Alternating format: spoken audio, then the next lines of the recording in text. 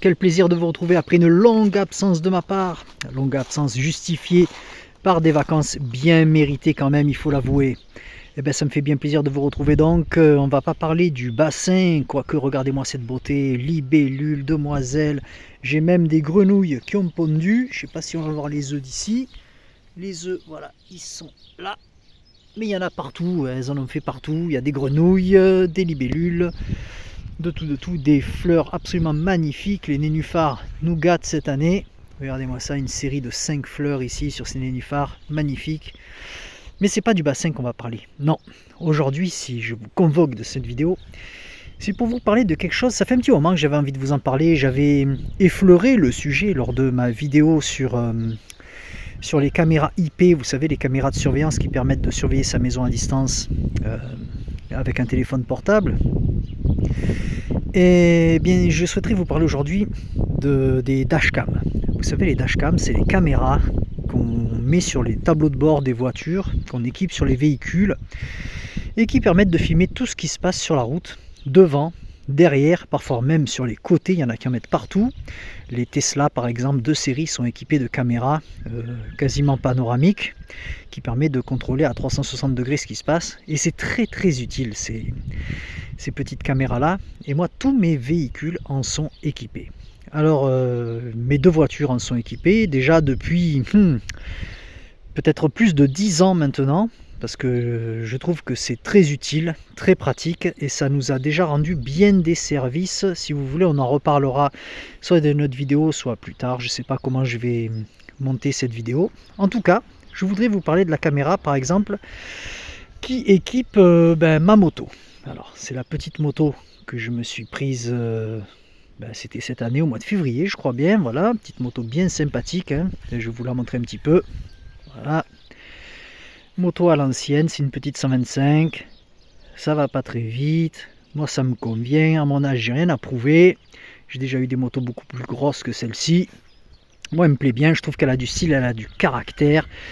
D'une manière ou d'une autre, maintenant les Japonais ont totalement abandonné le segment des petites cylindrées et les motos qu'ils proposent ne me plaisent pas, donc voilà, moi je suis tombé amoureux plus du style qu'autre chose. Bien voilà, ce qui nous intéresse, c'est cette caméra là que vous voyez. Alors ce n'est pas une action cam, vous savez, les GoPro, que souvent il y en a qui se mettent ça sur le casque ou même fixé un petit peu comme ça. Ça n'a rien à voir parce que ça n'a pas du tout la même utilisation. Là on est vraiment sur une caméra utilitaire, c'est pas fait pour filmer son voyage et envoyer des belles images sur YouTube. Non, ça n'a rien à voir, c'est vraiment utilitaire. C'est une caméra de marque Midland, je sais pas si la mise au point se fait, ouais, Midland, voilà. Alors moi je l'ai choisi de la mettre ici, mais on peut la mettre là ou de façon plus discrète, hein. On peut la mettre où on veut en fait, on peut l'accrocher où on veut. Moi j'ai choisi de la mettre là parce que c'est plus pratique pour moi et puis que j'ai un guidon qui est relativement large, donc ça me gêne pas pour conduire. Ça s'alimente par USB, c'est totalement étanche, un système étanche.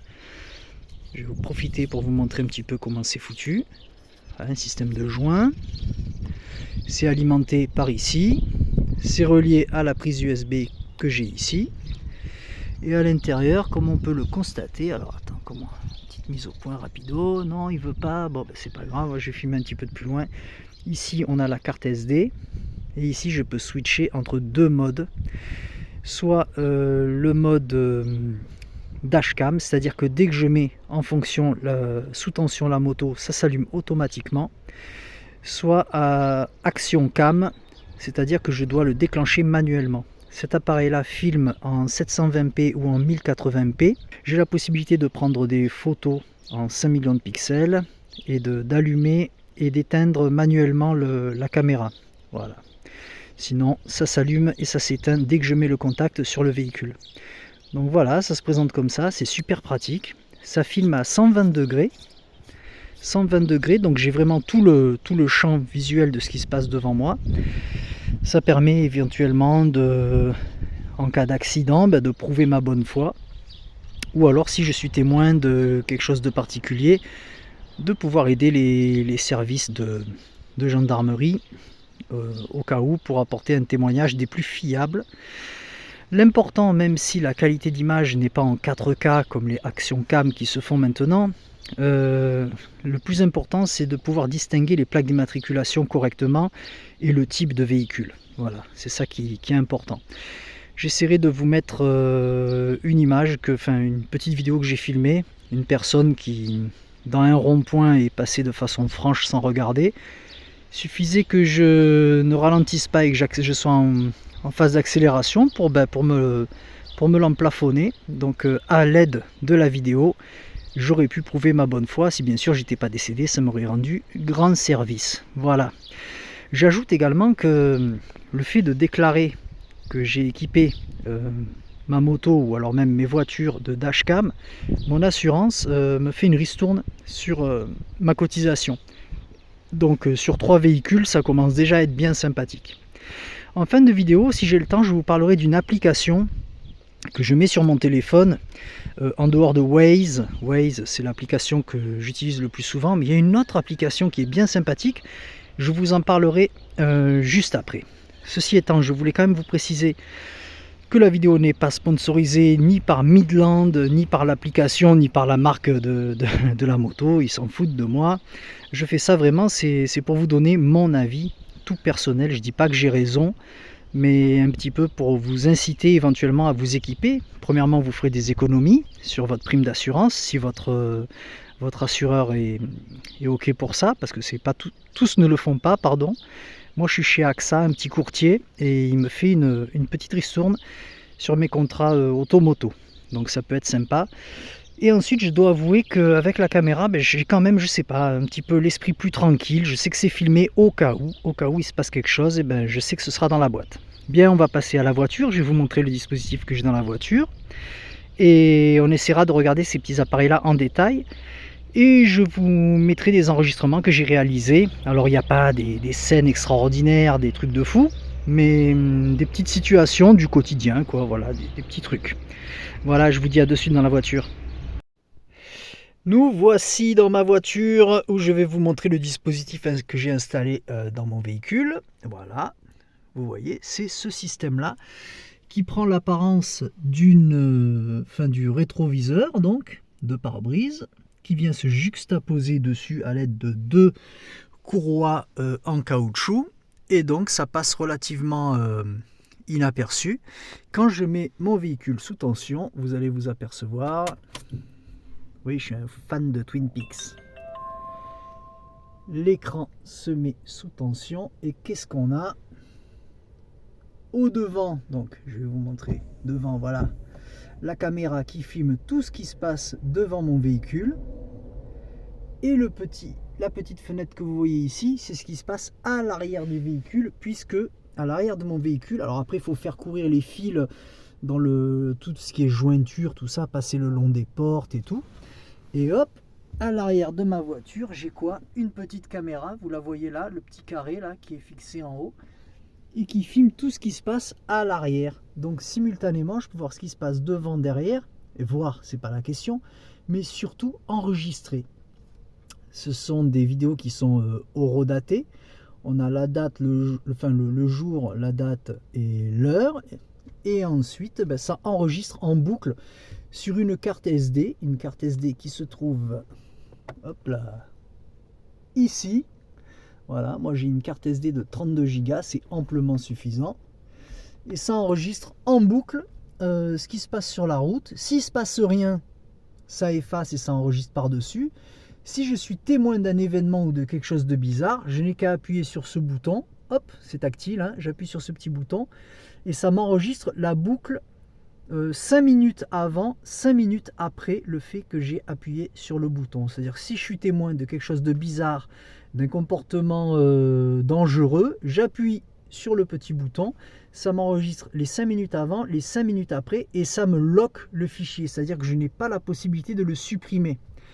Voilà, donc je peux le faire après, évidemment que je peux supprimer après, on a accès à tout hein, avec l'interface sur la voiture.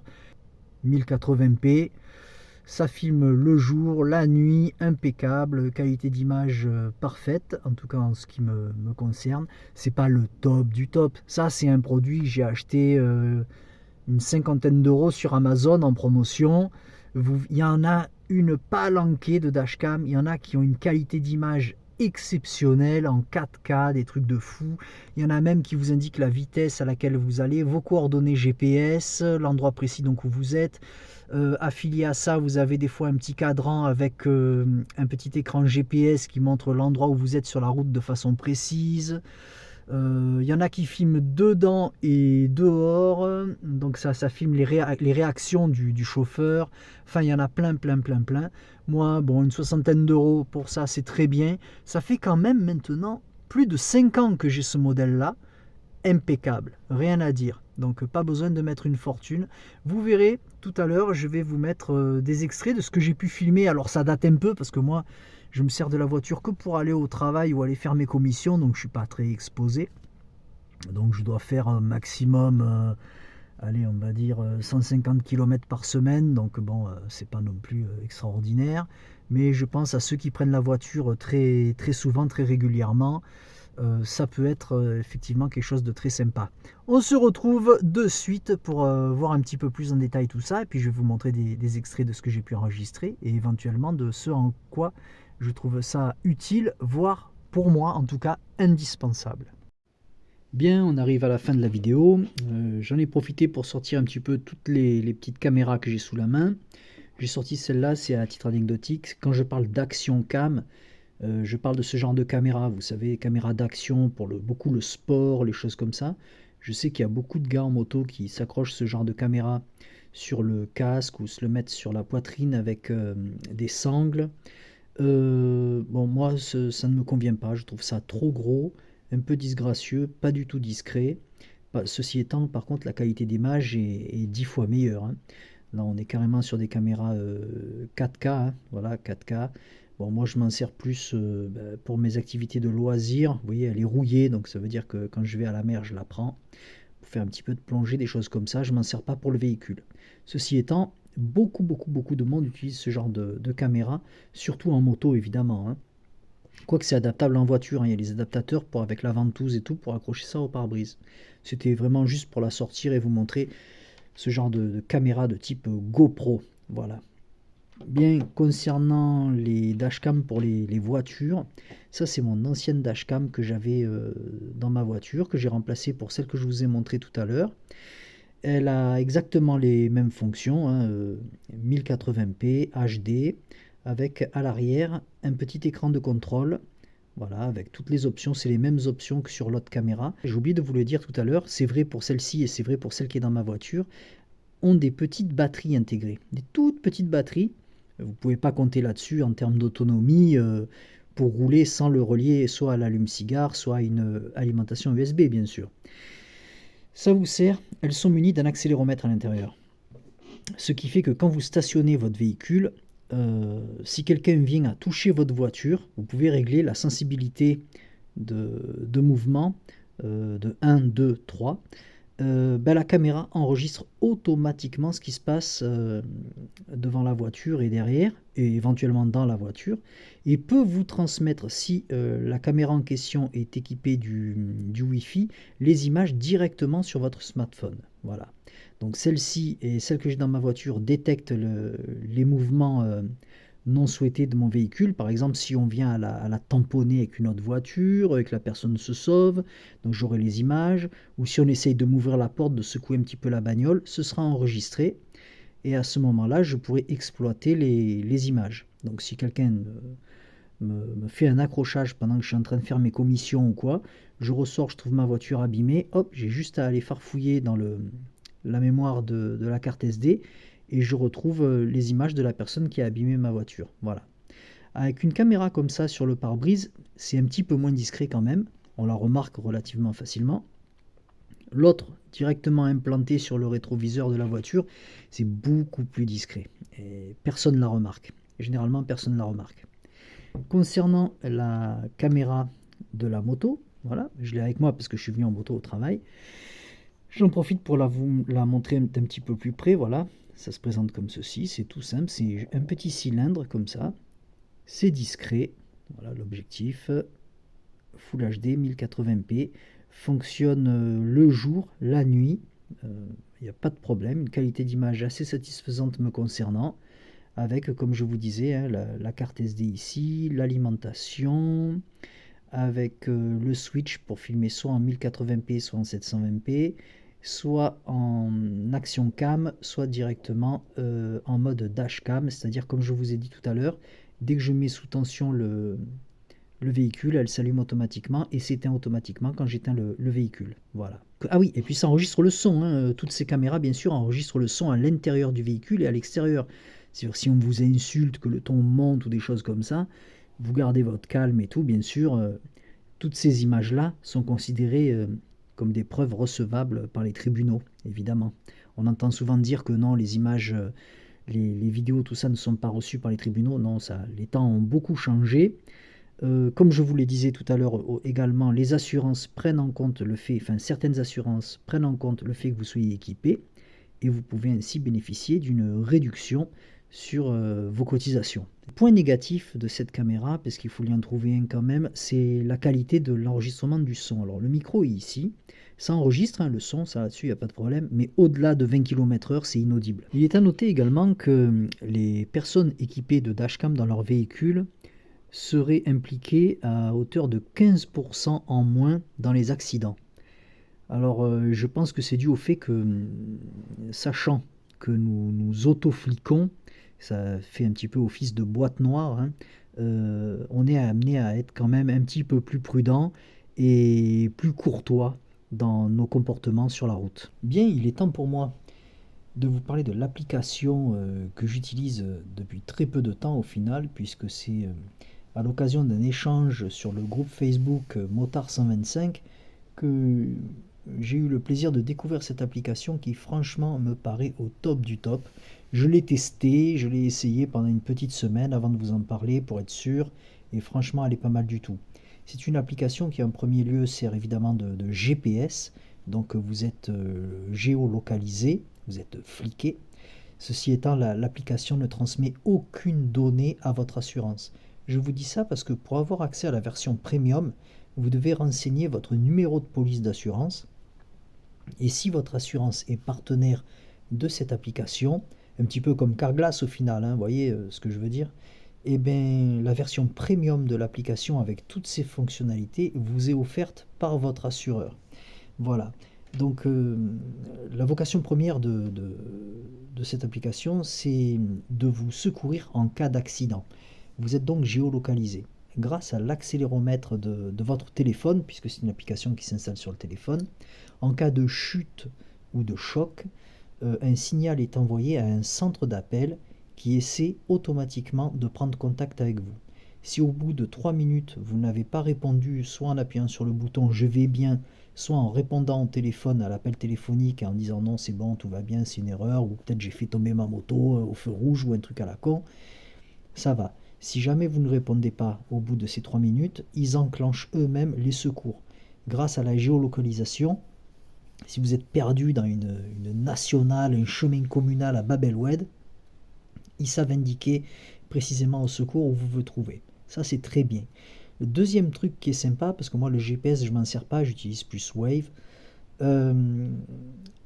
ça permet de contacter à l'aide d'un SMS les personnes qu'on a choisies. Ça, il faut le configurer sur l'application. Moi, bien sûr, j'ai mis mon épouse. Ça permet de la prévenir de quand on part et de quand on arrive. Voilà, moi j'ai ma femme qui, quand je prends la moto, bon, elle n'est pas trop rassurée, pas du fait de mon comportement, mais du fait de la dangerosité de la pratique, parce que bon, si on se vautre, on s'éclate la tête direct. Donc ça lui envoie un petit SMS, regardez, je vous mets ici une capture du dernier que j'ai fait, pour ce soir d'ailleurs. Ça me dit, voilà, je pars de la maison, et quand je suis arrivé au travail, j'appuie sur un petit bouton, et hop, ça lui envoie un SMS, je suis bien arrivé. Voilà, comme ça, elle est rassurée, et elle a même accès, enfin la personne que vous aurez choisie, aura même accès à votre trajet exact. Voilà. Alors évidemment, si c'est pour aller voir votre maîtresse ou aller au bar tabac, faire croire que vous allez au travail faire des heures sup, il faut désactiver cette fonction. Ensuite, les trajets sont enregistrés, vous pouvez les partager, si vous faites des balades et tout. D'ailleurs, il y a une fonction précisément là-dessus.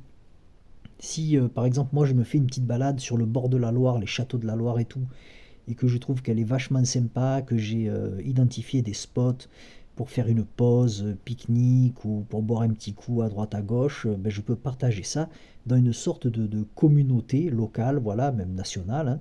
Quoique il y a plusieurs pays d'Europe qui sont enregistrés dans l'application. Et c'est partagé, voilà, des petites balades sympas et tout, et je peux faucher la balade d'un autre utilisateur et profiter de son expérience. Il y a donc un GPS qui est optimisé pour la moto. Ça prend en compte le fait que la moto se faufilera un petit peu mieux qu'une voiture, des routes plus sympathiques, voilà, plus sympa. Des réductions à chaque kilomètre parcouru, c'est-à-dire qu'à chaque fois que vous roulez avec, vous cumulez des points qui vous donnent accès à des réductions ou à des cadeaux chez Daffy. Daffy Moto, voilà, c'est un magasin qui est connu par les gens qui font de la moto. Ils vendent un peu de tout, des casques, des gants, comment on appelle, des accessoires, des petits trucs comme ça. Et ça vous permet d'avoir des réductions. Ensuite, il y a aussi un rappel des entretiens. C'est très théorique évidemment, des entretiens qu'on doit faire sur sa moto, par exemple tendre la chaîne, graisser ceci, vérifier les pneus, tant de kilomètres, la prochaine révision, la prochaine vidange. Un outil également pour préparer les balades qu'on veut faire, voilà, pour identifier certains endroits dans lesquels on aimerait s'arrêter, des détours, des points d'observation, des points d'intérêt, des choses comme ça. Voilà.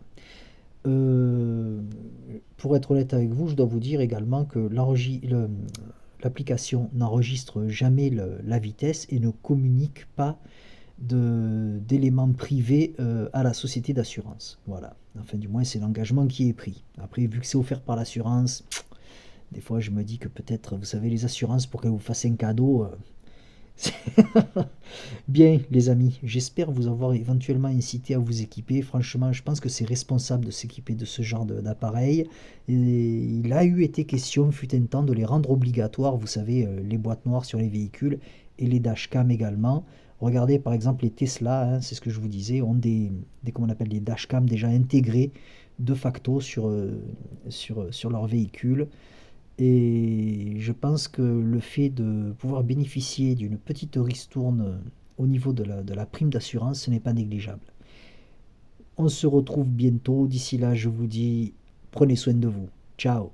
Manifestation qui devait avoir pour mot d'ordre la question des salaires ont aujourd'hui, auront demain pour slogan, augmenter les salaires de ce schéma. C'est-à-dire que là, maintenant, il rejoue sur ce conflit. Il voulait en gros se faire les magistrats. Depuis le début, souvenez-vous, son projet de réforme, c'était vraiment ça. Eh bien, il n'y est pas arrivé. Là, on voit encore, et c'est un peu retraite en suspens depuis 3 semaines, me semble-t-il. Ça quand même. Non, mais cette histoire de comment on fait la réforme